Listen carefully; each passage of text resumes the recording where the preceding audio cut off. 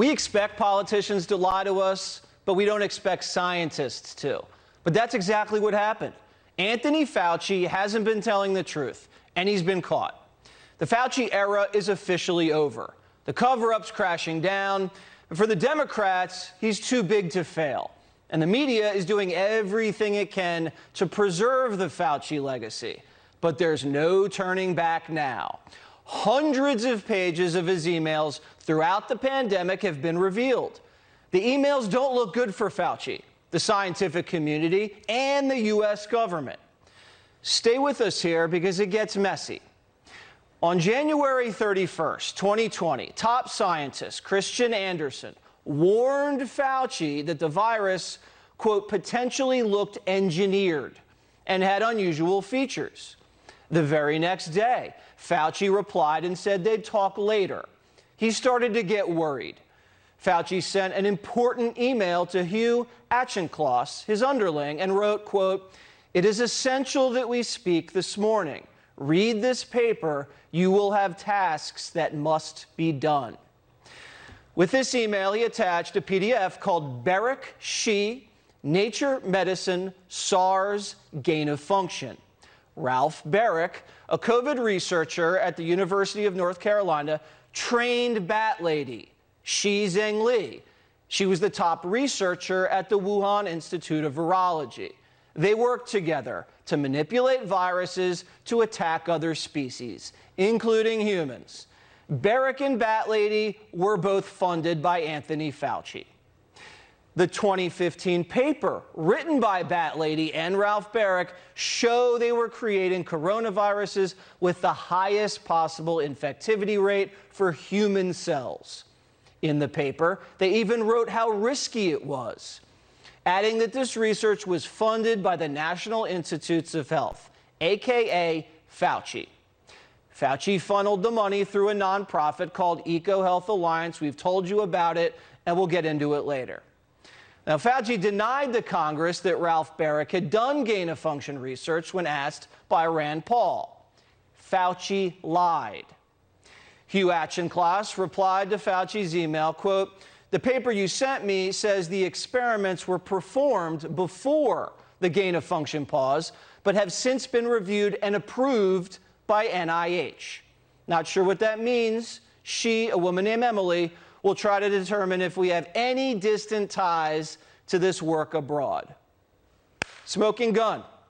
Fauci sent taxpayer money to Wuhan labs that juiced viruses to attack humans.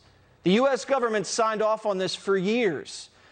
Fauci here's scrambling just to see if his fingerprints are on it, and they are. Fauci then had a call with Christian Andersen after that meeting. Andersen later, in March 2020, wrote an article saying the lab leak theory was not true. Emails show Fauci advised on that paper. Then Fauci publicly denied the lab leak theory, using the very same article as a source, withholding his involvement in it. You address these suggestions or concerns that this virus was somehow man-made?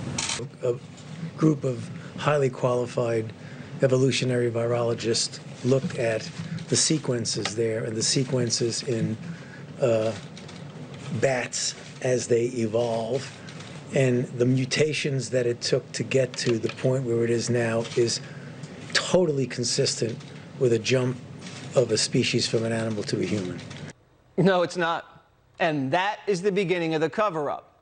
Vanity Fair reports State Department officials were told not to look into gain-of-function research in order to protect the U.S., since we funded the Wuhan lab. More specifically, Fauci funded it. When a State Department group found that 3 Wuhan lab researchers doing gain-of-function research became sick with COVID-like symptoms in 2019, some officials in our government told them not to say anything publicly that could implicate us. One of the officials who said not to speak of it, Christopher Parker, the director in the State Department's biological policy staff. This is the same guy who in 2017 played a part in lifting the pause on gain-of-function, funding that Fauci's underling had mentioned that we talked about earlier. This research was so risky, America had to pause it. But we didn't. It kept going. In another memo Vanity Fair got access to, State Department officials were told not to look further into COVID origins because it would, quote, open a can of worms. Four former State Department officials were reportedly told not to, quote, open Pandora's box. It was a cover-up. Fauci was implicated, and therefore the U.S. would be implicated. America pays for products made in China, except this time we paid for a pandemic. And Fauci was worried. On February 1st, Fauci spoke with top virologists. The call was in reference to a document called Coronavirus Sequence Comparison. Now, we don't know exactly what happened on that call, but we do know that it was a highly secret call. Jeremy Farrar, a British physician, told everyone information and discussion is shared in total confidence and not to be shared until agreement on next steps. The evidence that this was made in the lab is piling up. Alina Chan, a molecular biologist at MIT and Harvard, found that the earliest sequences of COVID-19 had barely any evidence of mutation. Now, if it was natural, there should have been a lot more mutations, like in the 2002 SARS outbreak. Chan wrote that it already seemed, quote, pre-adapted to human transmission. In emails back and forth in April 2020 between Fauci and Francis Collins, the director of the NIH, the subject line was, conspiracy gains momentum. Fauci was clearly worried about the possibility this came from a lab, but has repeatedly denied it. Now remember Peter Daszak, the president of EcoHealth Alliance, we told you about him. He's the one who admitted he was working with Bat Lady from the Wuhan Institute of Virology to Frankenstein viruses, and the one who gave millions to Wuhan from Fauci to study these bat viruses. You can manipulate them in the lab pretty easily. It's just spike protein drives a lot of what happens with the coronavirus, zoonotic risk. So you can get the sequence, you can build the protein, and we work with Ralph Barrick at UNC to do this. Insert it into the backbone of another virus and do some work in the lab. Now, when Fauci debunked the lab theory, Daszak wrote him an email, personally thanking him and telling him his comments were brave. Daszak was on the WHO commission trip that determined the virus didn't come from a lab. So Fauci's comments directly benefited Daszak. Facebook then put Daszak on its fact-check team. Daszak's job at Facebook was to kill any posts about the Wuhan lab leaks. Zuckerberg also killed the Hunter Biden laptop story. Why does it seem everything the media does benefits China? But there's more. A physicist, Eric Nilsson, wrote Fauci an email in March 2020 saying how China was lying about their COVID deaths. He wrote, quote, I need to clear my conscience because it's possible, albeit unlikely, that some of what I tell you is new and possibly useful in, at least, saving lives in the USA. Fauci just sent the email to someone from the NIH and wrote, quote, too long for me to read. But Fauci had plenty of time to sit down for magazine cover stories, appear on countless TV shows, and even throw out the first pitch at the Nationals game. Fauci's emails with Dr. George Zhao, the director of the Chinese CDC, were also revealed. Did Dr. Fauci ever ask his Chinese colleague about the lab? No, not one single question about where the virus came from. These emails prove Fauci was warned that China was lying. They had created COVID in a lab. He was worried about it, worried he'd funded it because he did, but did nothing about it, except deceive the American people. Fauci's the highest paid federal employee, making over $400 grand a year. All of that money coming out of your pockets, and you're being lied to.